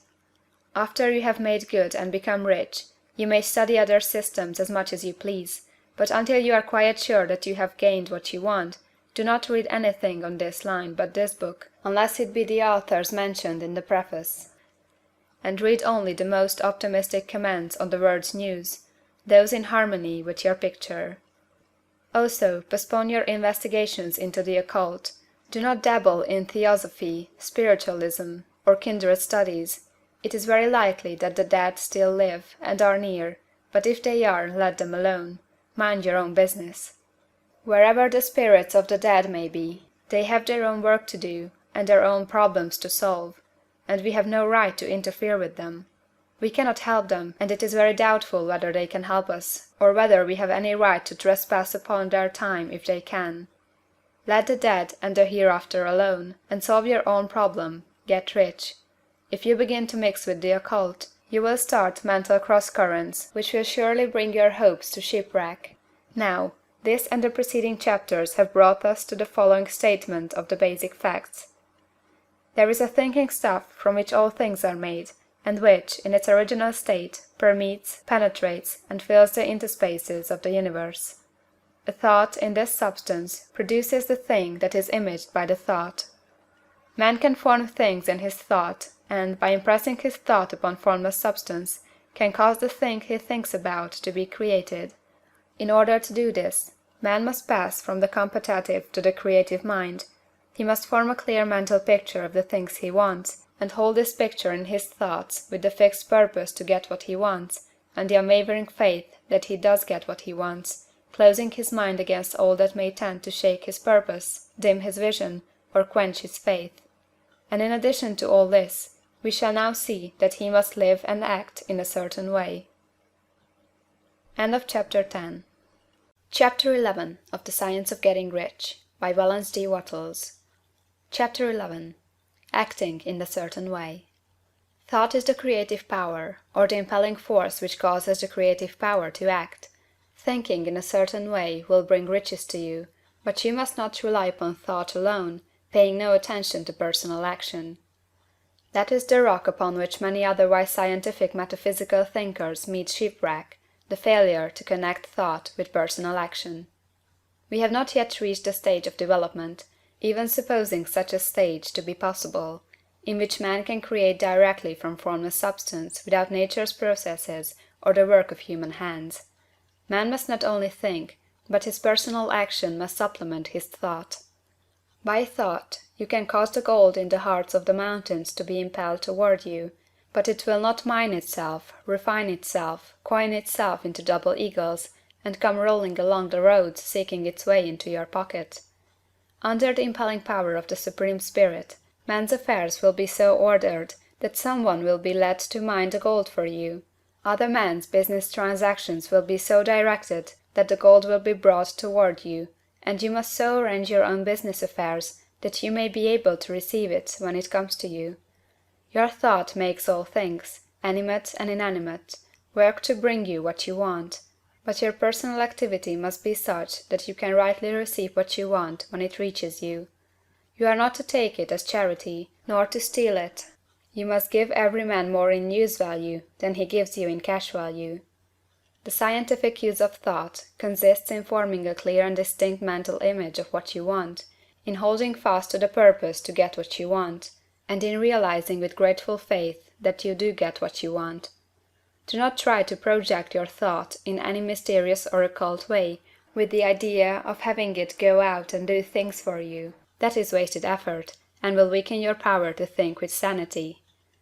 The action of thought in getting rich is fully explained in the preceding chapters. Your faith and purpose positively impress your vision upon formless substance, which has the same desire for more life that you have, and this vision, received from you, sets all the creative forces at work in and through their regular channels of action, but directed toward you. It is not your part to guide or supervise the creative process. All you have to do with that is to retain your vision, stick to your purpose, and maintain your faith and gratitude. But you must act in a certain way, so that you can appropriate what is yours when it comes to you, so that you can meet the things you have in your picture, and put them in their proper places as they arrive. You can really see the truth of this. When things reach you, they will be in the hands of other men, who will ask an equivalent for them. And you can only get what is yours by giving the other man what is his. Your pocketbook is not going to be transformed into a Fortunatus purse, which shall be always full of money without effort on your part. This is the crucial point in the science of getting rich.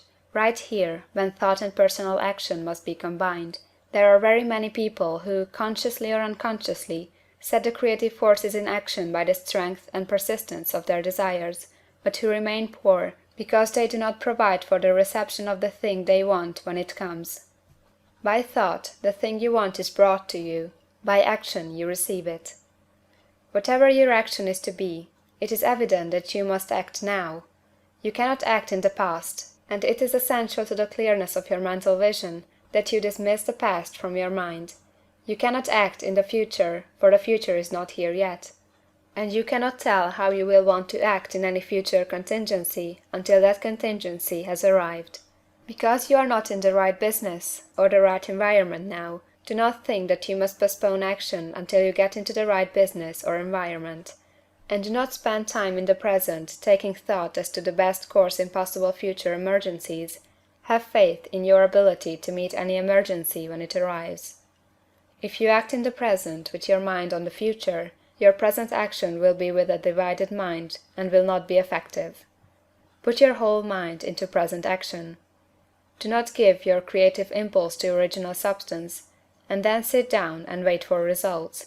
If you do, you will never get them. Act now.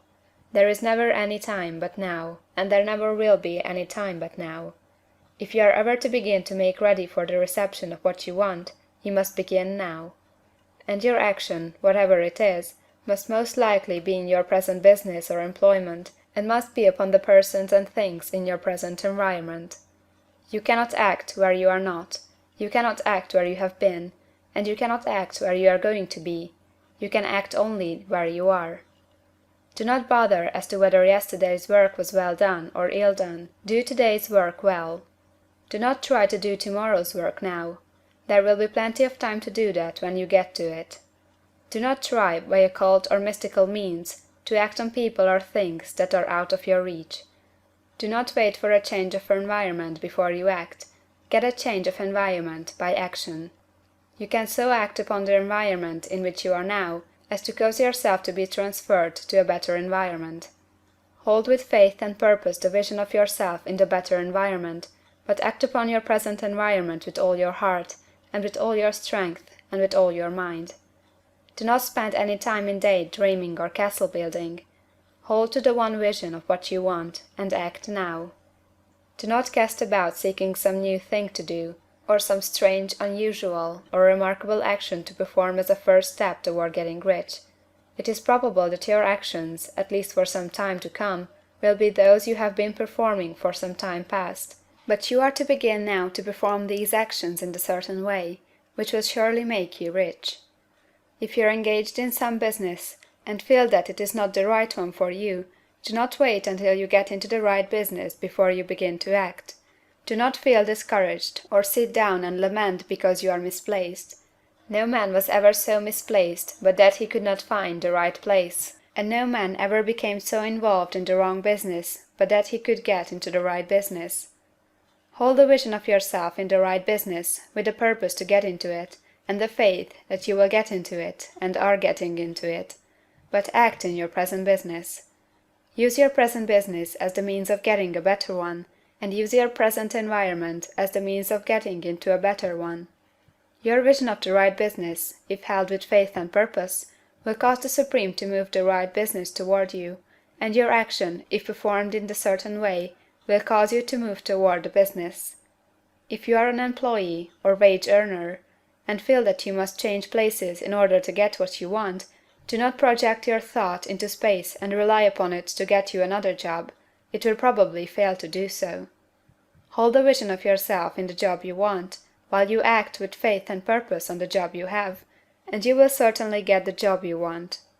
Your vision and faith will set the creative force in motion to bring it toward you, and your action will cause the forces in your own environment to move you toward the place you want.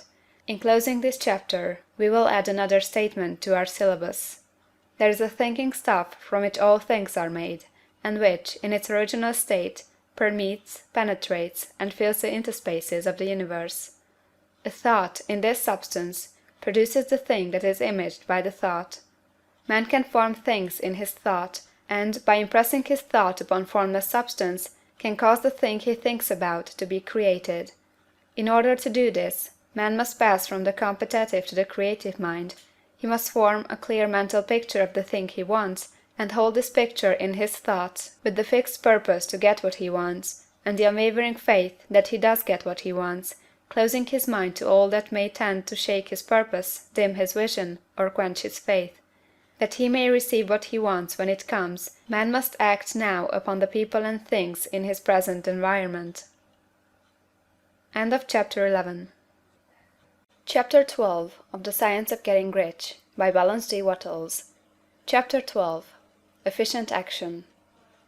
You must use your thought as directed in previous chapters, and begin to do what you can do where you are, and you must do all that you can do where you are.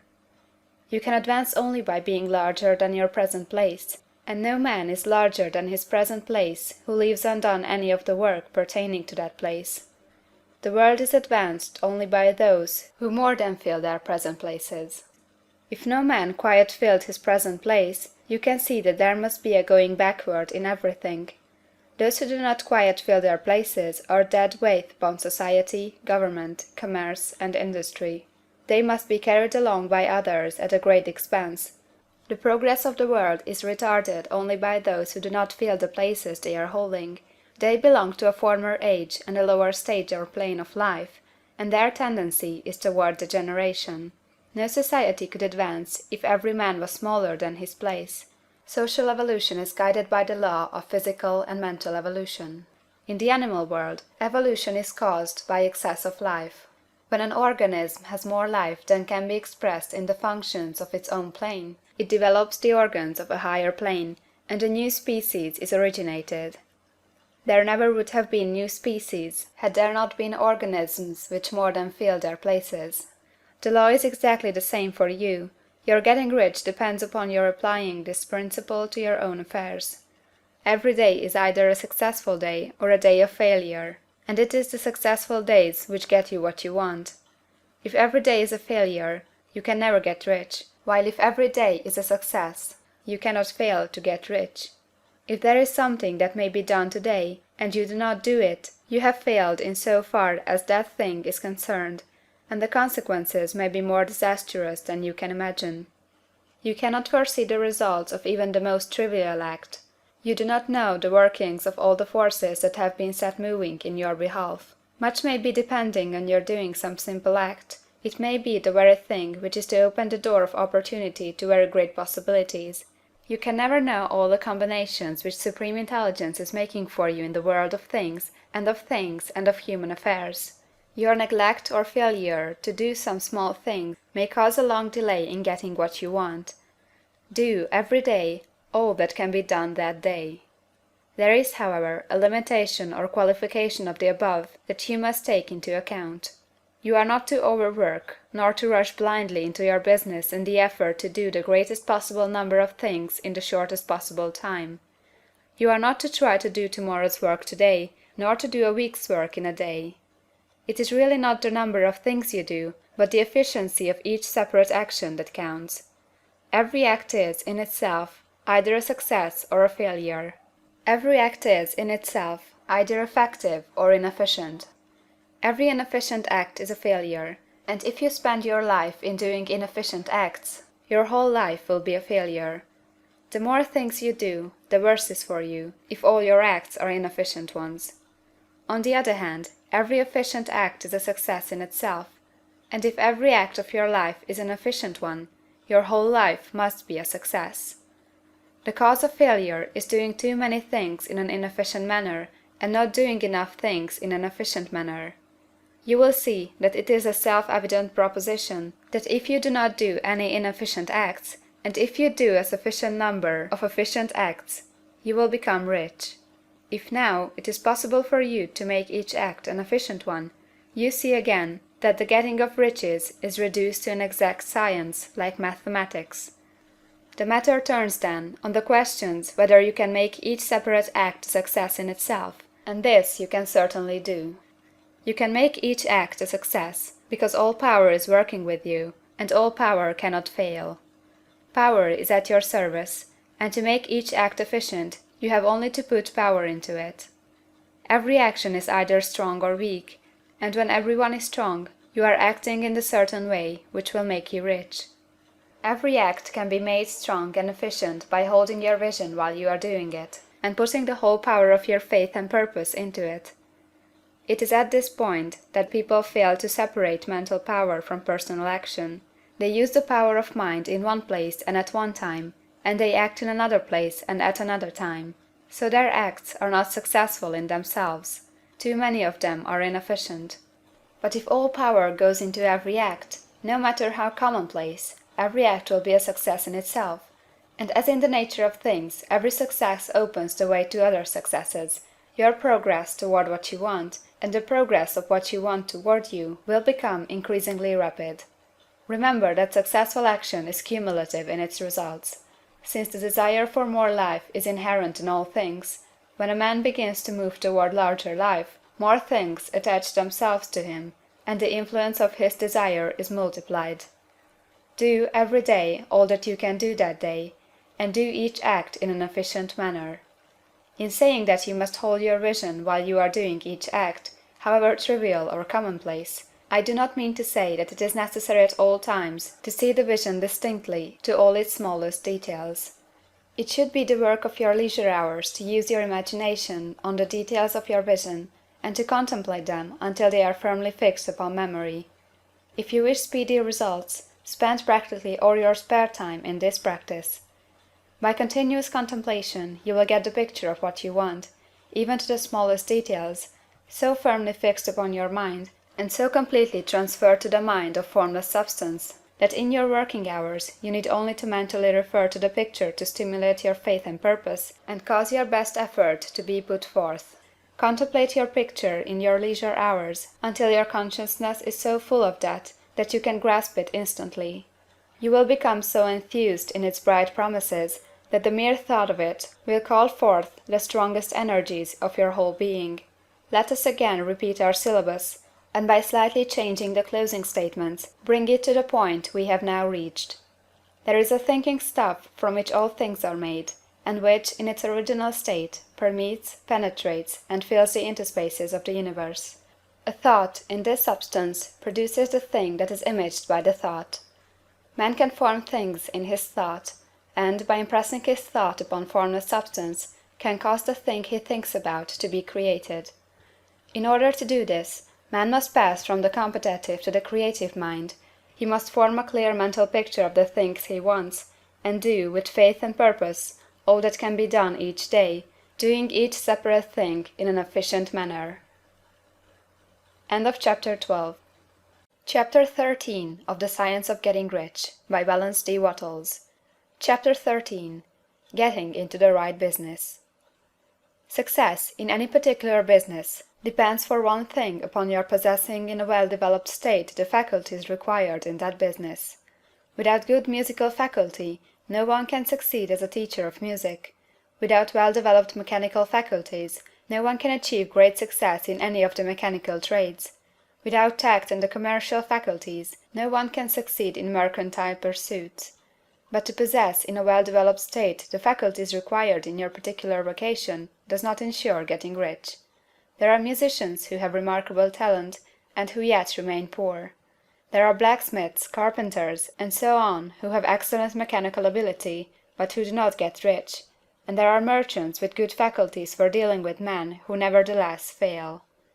The different faculties are tools. It is essential to have good tools, but it is also essential that the tools should be used in the right way. One man can take a sharp saw, a square, a good plane, and so on, and build a handsome article of furniture. Another man can take the same tools and set to work to duplicate the article, but his production will be a botch. He does not know how to use good tools in a successful way. The various faculties of your mind are the tools with which you must do the work which is to make you rich. It will be easier for you to succeed if you get into a business for which you are well equipped with mental tools. Generally speaking, you will do best in that business which will use your strongest faculties, the one for which you are naturally best fitted. But there are limitations to this statement also. No man should regard his vocation as being irrevocably fixed by the tendencies with which he was born. You can get rich in any business, for if you have not the right talent, you can develop that talent. It merely means that you will have to make your tools as you go along, instead of confining yourself to the use of those with which you were born. It will be easier for you to succeed in a vocation for which you already have the talents in a well-developed state, but you can succeed in any vocation, for you can develop any rudimentary talent, and there is no talent of which you have not at least the rudiment. You will get rich most easily in point of effort if you do that for which you are best fitted, but you will get rich most satisfactory if you do that which you want to do. Doing what you want to do is life, and there is no real satisfaction in living if we are compelled to be forever doing something which we do not like to do, and can never do what we want to do. And it is certain that you can do what you want to do. The desire to do it is proof that you have within you the power which can do it. Desire is a manifestation of power. The desire to play music is the power which can play music seeking expression and development. The desire to invent mechanical devices is the mechanical talent seeking expression and development. Where there is no power, either developed or undeveloped, to do a thing, there is never any desire to do that thing, and where there is strong desire to do a thing, it is certain proof that the power to do it is strong, and only requires to be developed and applied in the right way. All things else being equal, it is best to select the business for which you have the best developed talent, but if you have a strong desire to engage in any particular line of work, you should select that work as the ultimate end at which you aim. You can do what you want to do, and it is your right and privilege to follow the business or avocation which will be most congenial and pleasant. You are not obliged to do what you do not like to do, and you should not do it except as the means to bring you to the doing of the thing you want to do. If there are past mistakes whose consequences have placed you in an undesirable business or environment, you may be obliged for some time to do what you do not like to do, but you can make the doing of it pleasant by knowing that it is making it possible for you to come to the doing of what you want to do. If you feel that you are not in the right vocation, do not act too hastily in trying to get into another one. The best way generally to change business or environment is by growth. Do not be afraid to make a sudden and radical change if the opportunity is presented, and you feel after careful consideration that it is the right opportunity. But never take sudden or radical action when you are in doubt as to the wisdom of doing so. There is never any hurry on the creative plane, and there is no lack of opportunity. When you get out of the competitive mind, you will understand that you never need to act hastily. No one else is going to beat you to the thing you want to do. There is enough for all. If one space is taken, another and a better one will be opened for you a little farther on. There is plenty of time. When you are in doubt, wait. Fall back on the contemplation of your vision, and increase your faith and purpose, and by all means, in times of doubt and indecision, cultivate gratitude. A day or two spent in contemplating the vision of what you want, and in earnest thanksgiving that you are getting it, will bring your mind into such close relationship with the Supreme that you will make no mistake when you do act. There is a mind which knows all there is to know, and you can come into close unity with this mind by faith and the purpose to advance in life, if you have deep gratitude. Mistakes come from acting hastily, or from acting in fear or doubt, or in forgetfulness of the right motive, which is more life to all, and less to none. As you go on in the certain way, opportunities will come to you in increasing number, and you will need to be very steady in your faith and purpose, and to keep in close touch with the All-Mind by reverent gratitude. Do all that you can do in a perfect manner every day, but do it without haste, worry, or fear. Go as fast as you can, but never hurry. Remember that in the moment you begin to hurry, you cease to be a creator and become a competitor. You drop back upon the old plane again. Whenever you find yourself hurrying, call a halt. Fix your attention on the mental image of the thing you want, and begin to give thanks that you are getting it. The exercise of gratitude will never fail to strengthen your faith and renew your purpose. End of Chapter 13. Chapter 14 of The Science of Getting Rich, by Valence D. Wattles. Chapter 14. The Impression of Increase. Whether you charge your vocation or not, your actions for the present must be those pertaining to the business in which you are now engaged. You can get into the business you want by making constructive use of the business you are already established in, by doing your daily work in a certain way. And in so far as your business consists in dealing with other men, whether personally or by letter, the key thought of all your efforts must be to convey their minds the impression of increase. Increase is what all men and all women are seeking. It is the urge of the formless intelligence within them, seeking fuller expression. The desire for increase is inherent in all nature. It is the fundamental impulse of the universe. All human activities are based on the desire for increase.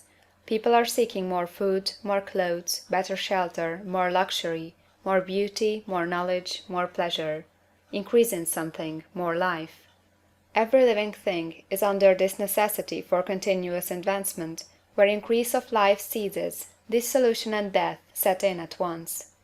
Man instinctively knows this, and hence he is forever seeking more. This law of perpetual increase is set forth by Jesus in the parable of the talents. Only those who gain more retain any. From him who had not shall be taken away even that which he had. The normal desire for increased wealth is not an evil or a reprehensible thing. It is simply the desire for more abundant life. It is aspiration.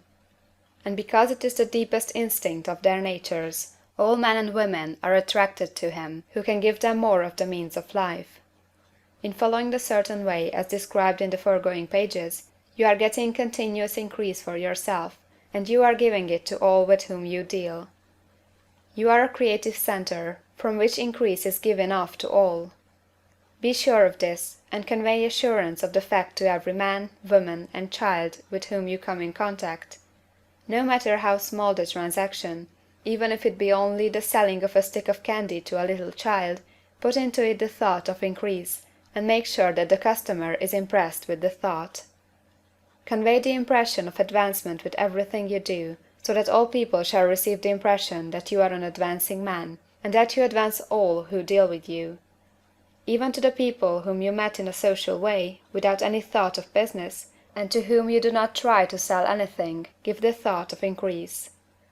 You can convey this impression by holding the unshakable faith that you, yourself, are in the way of increase, and by letting this faith aspire, fill, and permeate every action. Do everything that you do in a firm conviction that you are an advancing personality, and that you are giving advancement to everybody. feel that you are getting rich, and that in doing so you are making others rich, and conferring benefits on all. Do not boast or brag of your success, or talk about it unnecessarily. True faith is never boastful. Wherever you find a boastful person, you find one who is secretly doubtful and afraid. Simply feel the faith, and let it work out in every transaction. Let every act and tone and look express the quiet assurance that you are getting rich, that you are already rich. Words will not be necessary to communicate this feeling to others. They will feel the sense of increase when in your presence, and will be attracted to you again. You must so impress others that they will feel that in associating with you they will get increase for themselves. See that you give them a use of value greater than the cash value you are taking from them. Take an honest pride in doing this, and let everybody know it, and you will have no lack of customers. People will go where they are given increase, and the Supreme, which desires increase in all and which knows all, will move toward you men and women who have never heard of you. Your business will increase rapidly, and you will be surprised at the unexpected benefits which will come to you. You will be able from day to day to make larger combinations, secure greater advantages, and to go on into a more congenial vocation if you desire to do so. But in doing all this, you must never lose sight of your vision of what you want, or your faith and purpose to get what you want. Let me here give you another word of caution in regard to motives. Beware of the insidious temptation to seek for power over other men. Nothing is so pleasant to the unformed or partially developed mind as the exercise of power or domination over others. The desire to rule for selfish gratification has been the curse of the world. For countless ages, kings and lords have drenched the earth with blood in their battles to extend their dominions. This not to seek more life for all, but to get more power for themselves. Today, the main motive in the business and industrial world is the same. Men marshal their armies of dollars, and lay waste the lives and hearts of millions in the same mad scramble for power over others. Commercial kings, like political kings, are inspired by the lust for power. Jesus saw in this desire for mastery the moving impulse of that evil world he sought to overthrow. Read the 23rd chapter of Matthew, and see how he pictures the lust of the Pharisees to be called master, to sit in the high places, to domineer over others, and to lay burdens on the backs of the less fortunate. And note how he compares this lust for domination with the brotherly seeking for the common good to which he calls his disciples. Look out for the temptation to seek for authority, to become a master, to be considered as one who is above the common herd, to impress others by lavish display, and so on. The mind that seeks for mastery over others is the competitive mind, and the competitive mind is not the creative one. In order to master your environment and your destiny, it is not at all necessary that you should rule over your fellow men, and indeed, when you fall into the world's struggle for the high places, you begin to be conquered by fate and environment, and your getting rich becomes a matter of chance and speculation. Beware of the competitive mind. No better statement of the principle of creative action can be formulated than the favorite declaration of the late Golden Rule Jones of Toledo: "What I want for myself, I want for everybody." End of Chapter 14.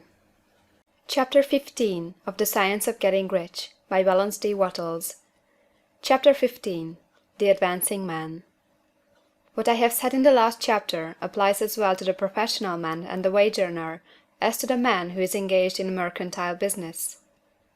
No matter whether you are a physician, a teacher, or a clergyman, if you can give increase of life to others and make them sensible of the fact, they will be attracted to you, and you will get rich. The physician who holds the vision of himself as a great and successful healer, and who works toward the complete realization of that vision with faith and purpose, as described in the former chapters, will come into such close touch with the source of life that he will be phenomenally successful. Patients will come to him in throngs. No one has a greater opportunity to carry into effect the teaching of this book than the practitioner of medicine. It does not matter to which of the various schools he may belong, for the principle of healing is common to all of them, and may be reached by all alike. The advancing man in medicine, who holds to a clear mental image of himself as successful, and who obeys the laws of faith, purpose, and gratitude, will cure every curable case he undertakes, no matter what remedies he may use. In the field of religion, The world cries out for the clergyman who can teach his hearers the true science of abundant life. He who masters the details of the science of getting rich, together with allied sciences of being well, of being great, and of winning love, and who teaches these details from the pulpit, will never lack for a congregation. This is the gospel that the world needs. It will give increase of life, and men will hear it gladly, and will give liberal support to the man who brings it to them. What is now needed is the demonstration of science of life from the pulpit. We want preachers who can not only tell us how, but who in their own persons will show us how. We need the preacher who will himself be rich, healthy, great, and beloved, to teach us how to attain these things, and when he comes he will find a numerous and loyal following. The same is true for the teacher who can inspire the children with the faith and purpose of the advancing life. He will never be out of a job. And any teacher who has this faith and purpose can give it to his pupils. He cannot help giving it to them if it is a part of his own life and practice. What is true of the teacher, preacher, and physician is true of the lawyer, dentist, real estate man, insurance agent, of everybody. The combined mental and personal action I have described is infallible. It cannot fail. Every man and woman who follows these instructions steadily, perseveringly, and to the letter, will get rich. The law of the increase of life is as mathematically certain in its operation as the law of gravitation. Getting rich is an exact science. The wage earner will find this as true of his case as of any of the others mentioned. Do not feel that you have no chance to get rich because you are working where there is no visible opportunity for advancement, where wages are small and the cost of living high. Form your clear mental vision of what you want, and begin to act with faith and purpose. Do all the work you can do every day, and do each piece of work in a perfectly successful manner. Put the power of success and the purpose to get rich into everything that you do. But do not do this merely with the idea of currying favor with your employer, in the hope that he, or those above you, will see your good work and advance you. It is not likely that they will do so. The man who is merely a good workman, filling his place to the very best of his ability, and satisfied with that, is valuable to his employer, and it is not to the employer's interest to promote him. He is worth more where he is.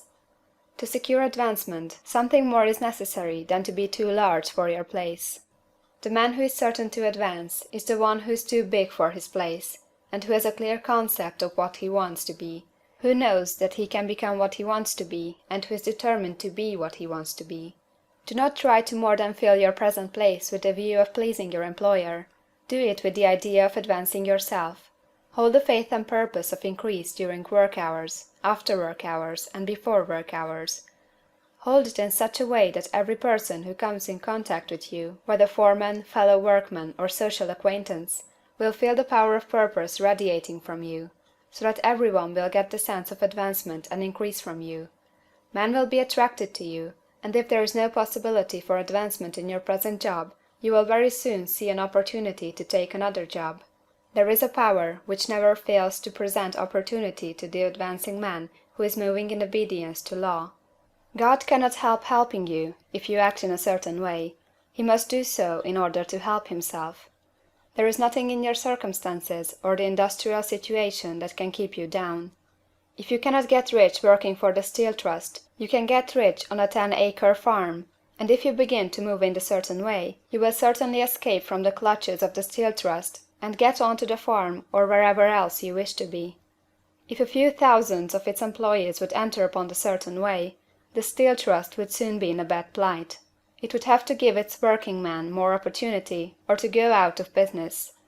Nobody has to work for a trust. The trusts can keep men in so-called hopeless conditions only so long as there are men who are too ignorant to know of the science of getting rich, or too intellectually slothful to practice it. Begin this way of thinking and acting, and your faith and purpose will make you quick to see any opportunity to better your condition. Such opportunities will speedily come, for the Supreme, working in all, and working for you, will bring them before you. Do not wait for an opportunity to be all that you want to be. When an opportunity to be more than you are now is presented, and you feel impelled toward it, take it. It will be the first step toward a greater opportunity. There is no such thing possible in this universe as the lack of opportunities for the man who is living the advancing life. It is inherent in the constitution of the cosmos that all things shall be for him and work together for his good, and he must certainly get rich if he acts and thinks in the certain way. So let wage-earning men and women study this book with great care, and enter with confidence upon the course of action it prescribes. It will not fail. End of Chapter 15.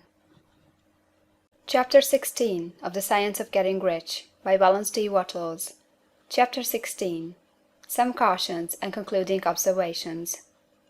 Many people will scoff at the idea that there is an exact science of getting rich. Holding the impression that the supply of wealth is limited, they will insist that social and governmental constitutions must be changed before even any considerable number of people can acquire a competence. But this is not true. It is true that existing governments keep the masses in poverty, but this is because the masses do not think and act in a certain way. If the masses begin to move forward as suggested in this book, neither governments nor industrial systems can check them. All systems must be modified to accommodate the forward movement. If the people have the advancing mind, have the faith that they can become rich, and move forward with the fixed purpose to become rich, nothing can possibly keep them in poverty. Individuals may enter upon the certain way at any time, and under any government, and make themselves rich, and when any considerable number of individuals do so under any government, they will cause the system to be so modified as to open the way for others. The more men who get rich on the competitive plane, the worse for others, and more who get rich in the creative plane, the better for others. The economic salvation of the masses can only be accomplished by getting a large number of people to practice the scientific method set down in this book, and become rich. These will show others the way, and inspire them with a desire for real life, with the faith that can be attained, and with the purpose to attain it. For the present, however, it is enough to know that neither the government under which you live, nor the capitalistic or competitive system of industry can keep you from getting rich. When you enter upon the creative plane of thought, you will rise above all these things, and become a citizen of another kingdom. But remember that your thought must be held upon the creative plane. You are never for an instant to be betrayed into regarding the supply as limited, or into acting on the moral level of competition. Whenever you do fall into old ways of thought, correct yourself instantly. For when you are in the competitive mind, you have lost the cooperation of the mind of the whole. Do not spend any time in planning as to how you will meet possible emergencies in the future, except as the necessary policies may affect your actions today. You are concerned with doing today's work in a perfectly successful manner, and not with emergencies which may arise tomorrow. You can attend to them as they come. Do not concern yourself with questions as to how you shall surmount obstacles which may loom upon your business horizon, unless you see plainly that your course must be altered today in order to avoid them. No matter how tremendous an obstruction may appear at the distance, you will find that if you go in the certain way, it will disappear as you approach it, or that a way over, through, or around it will appear. No possible combination of circumstances can defeat a man or woman who is proceeding to get rich along strictly scientific lines. No man or woman who obeys the law can fail to get rich, any more than one can multiply 2 by 2 and fail to get 4. Give no anxious thought to possible disasters, obstacles, panics, or unfavorable combinations of circumstances. It is time enough to meet such things as they present themselves before you in the immediate present, and you will find that every difficulty carries with it the wherewithal for its overcoming. Guard your speech. Never speak of yourself, your affairs, or of anything else in a discouraged or discouraging way. Never admit the possibility of failure, or speak in a way that infers failure as a possibility. Never speak of the times as being hard, or of business conditions as being doubtful.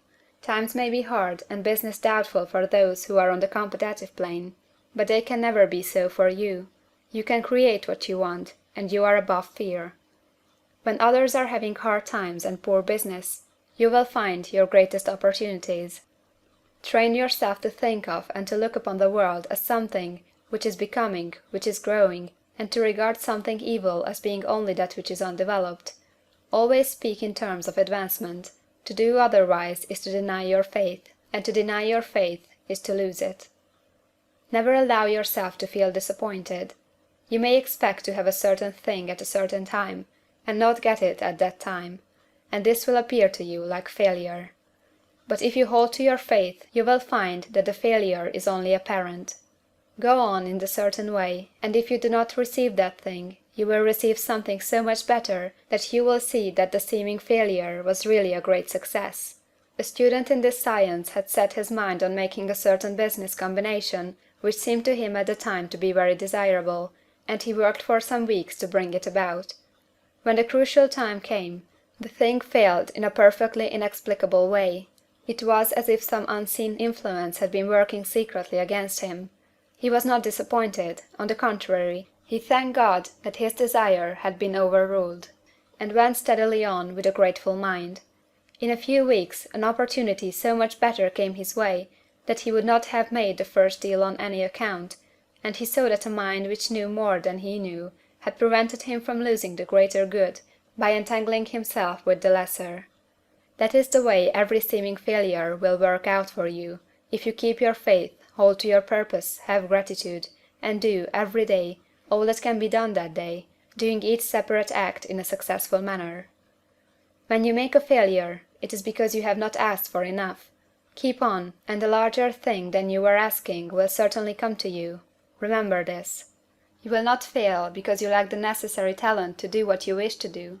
If you go on as I have directed, you will develop all that talent that is necessary for the doing of your work. It is not within the scope of this book to deal with the science of cultivating talent, but it is as certain and simple as the process of getting rich. However, do not hesitate or waver for fear when you come to any certain place you will fail for lack of ability. Keep right on, and when you come to that place, the ability will be furnished for you. The same source of ability which enabled the untaught Lincoln to do the greatest work in government ever accomplished by a single man is open to you. You may draw upon all the mind there is for wisdom to use in meeting the responsibilities which are laid upon you. Go on in full faith. Study this book. Make it your constant companion until you have mastered all the ideas contained in it. While you are getting firmly established in this faith, you will do well to give up most recreations and pleasure, and to stay away from places where ideas conflicting with these are advanced in lectures or sermons. Do not read pessimistic or conflicting literature, or get into arguments upon the matter. Do very little reading, outside of the writers mentioned in the preface. Spend most of your leisure time in contemplating your vision, and in cultivating gratitude, and in reading this book. It contains all you need to know of the science of getting rich, and you will find all the essentials summed up in the following chapter. End of Chapter 16. Chapter 17 of The Science of Getting Rich, by Valence D. Wattles. Chapter 17. Summary of the Science of Getting Rich. There is a thinking stuff from which all things are made, and which, in its original state, permeates, penetrates, and fills the interspaces of the universe. A thought in this substance produces the thing that is imaged by the thought. Man can form things in his thought, and by impressing his thought upon formless substance can cause the thing he thinks about to be created. In order to do this, man must pass from the competitive to the creative mind, otherwise he cannot be in harmony with the formless intelligence, which is always creative and never competitive in spirit. Man may come into full harmony with the formless substance by entertaining a lively and sincere gratitude for the blessings it bestows upon him. Gratitude unifies the mind of man with the intelligence of substance, so that man's thoughts are received by the formless.